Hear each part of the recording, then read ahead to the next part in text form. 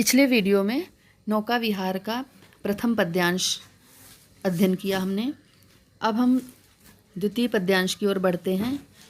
प्रथम पद्यांश में कवि ने जब वो नाव लेकर निकला तो गंगा नदी कैसी दिखाई दे रही थी, इसका वर्णन किया। अब कवि चांदनी रात का प्रथम पहर, कवि कहता है कि जब नाव लेकर निकले तो चांदनी रात का पहला प्रहर था। दिन में 8 पहर होते हैं, 24 घंटे में 8 पहर। तो वो चांदनी रात का पहला 4 प्रहर दिन में होते हैं, 4 प्रहर रात में होते हैं। पहला प्रहर था अर्थात रात की शुरुआत थी। हम नाव चले लेकर सत्वर, सत्वर मीन्स शीघ्रता से। हम शीघ्रता से अपनी नाव लेकर नौका विहार हेतु आगे बढ़े। सिकता की सस्मित सीपी पर मोती की ज्योत्सना रही विचर। सिकता की मीन्स बालू की, सस्मित मीन्स मुस्कुराती हुई, सीपी पर, सीप देखी है आपने जिसमें मोती बनता है, सीपी पर मोती की ज्योत्सना, ज्योत्सना मीन्स चांदनी, मोती की चांदनी अर्थात चमक रही विचर, विचर मीन्स विचरण कर रही। क्या कहता है कवि कि उस बालू के ढेर पर, सिकता की सस्मित, उस बालू के या रेत के ढेर पर रात की चांदनी ऐसे चमक रही थी जैसे मानो सफ़ेद सीपी में मोती चमक रहा हो, मोती की चमक बिखर रही हो। इस प्रकार से बालू पर, रेत पर चांदनी चमक रही थी। लो पाले चढ़ी उठा लंगर। क्या कहता कवि कि पालें खोल दी गई, नाव में पालें होती हैं, पालें खोल दी गई, लंगर उठा लिया गया। लंगर वो जो एक लंबी सी लकड़ी होती है, चप्पू बोलते हैं जिसे, लंगर उठा लिया गया। और वे पालें जो खोली गईं वो ऊपर की उठ गईं, ऊपर की ओर उठ गईं। मृदु मंद मंद मंथर मंथर लघुतरण हंसनी सी सुंदर।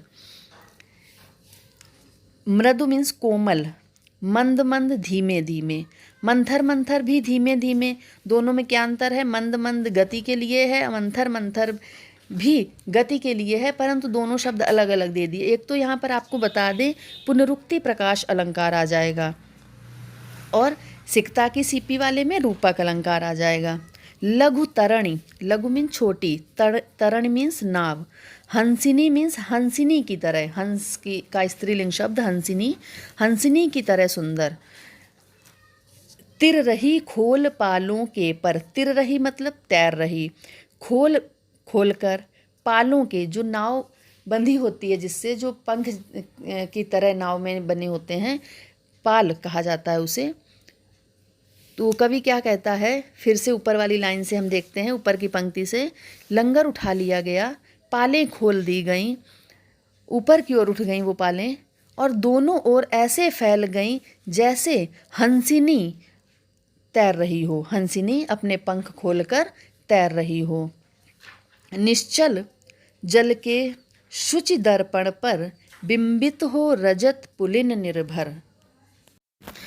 निश्चल जल के शुचि दर्पण पर बिंबित हो रजत पुलिन निर्भर, दुहरे ऊंचे लगते क्षण भर। निश्चल मीन्स रुका हुआ, बिना चले, जल के, शुचि मीन्स पवित्र, दर्पण मीन्स शीशा, परंतु यहाँ शीशा नहीं, यहाँ पर गंगा का जल, शुचि दर्पण पवित्र जल। बिंबित हो मीन्स परछाई, बिंब मीन्स परछाई, रजत मीन्स चांदी की तरह, पुलिन मीन्स किनारे, निर्भर मीन्स टिके हुए, दुहरे ऊंचे, दुगने ऊंचे लगते, क्षण भर में ही। कवि कहता है कि गंगा के उन किनारों पर, उन चांदी जैसे किनारों पर उज्ज्वल तट की छाया, जो किनारे थे गंगा के और जो तट बने हुए थे गंगा के, उन पर उज्ज्वल तट, गंगा रात की चांदनी में वो सफ़ेद दिखाई दे रहे थे। उनकी छाया से ऐसे लगता था कि जैसे क्षण भर में ही वो ऊंचाई दुगनी हो गई हो। काला कांकर का राजभवन सोया जल में निश्चिंत। काला कांकर का वर्णन किया है कवि ने, जब नाव लेकर चले कि ऐसा प्रतीत हो रहा था कि वो काला कांकर का राजभवन गंगा के उस जल में स्वयं अपनी सारी चिंताओं को दबाकर, बहाकर निश्चिंत होकर सो गया हो, सारी चिंताओं से हीन हो गया हो। प्रमन पलकों पर वैभव स्वप्न सघन, नौका से उठती जल हिलोर। प्रमन पलकों पर, अलसाई हुई पलकों पर, वैभव के सपने देखता हुआ सघन, एक घने वैभव के, घने मीन्स बहुत अधिक, अत्यधिक वैभवपूर्ण सपने देखता हुआ वो राजमहल अपने अलसाई पलकों पर उन सपनों को लेकर सो गया हो। नौका से उठती जल हिलोर, हिल पड़ते नभ के ओर छोर। जब नाव चलती तो उस नाव से जो जल में हिलोर, जो तरंगें उठती, हिलोर मीन्स तरंगें, नाव चलने से जल में जो तरंगें उठती थी उससे ऐसा प्रतीत होता कि आसमान एक किनारे से दूसरे किनारे तक हिल गया हो, अर्थात लहरें ऊंची ऊंची उठती। यहाँ कवि ने अपने इस वर्णन के माध्यम से एक चित्र सा उपस्थित कर दिया है। भाव ये है कि जीवन में गति के साथ साथ सौंदर्य भी है। भाषा इसमें, इस पद में भाषा साहित्यिक खड़ी बोली है जिसमें तत्सम शब्द भी हैं, तो आप कह सकते हैं तत्सम युक्त खड़ी बोली। अलंकार मानवीकरण है, उपमा है, रूपक है, उत्प्रेक्षा है और अनुप्रास तो हर पद्यांश में है। छंद मुक्त छंद है। छायावाद में मुक्त छंद का आरंभ हो चुका था और निराला जी ने किया था, तो यहाँ पर मुक्त छंद है। रस शांत रस है। गुण प्रसाद है। जब शांत रस जहाँ कहीं भी आता है तो गुण प्रसाद हो जाता है। शब्द शक्ति लक्षणा है। शैली गीतात्मक है, गीत शैली कह सकते हैं। तो आशा है कि ये पद्यांश आपको समझ में आ गया होगा। इसके बाद का अगला पद्यांश हम अगले वीडियो में पढ़ेंगे।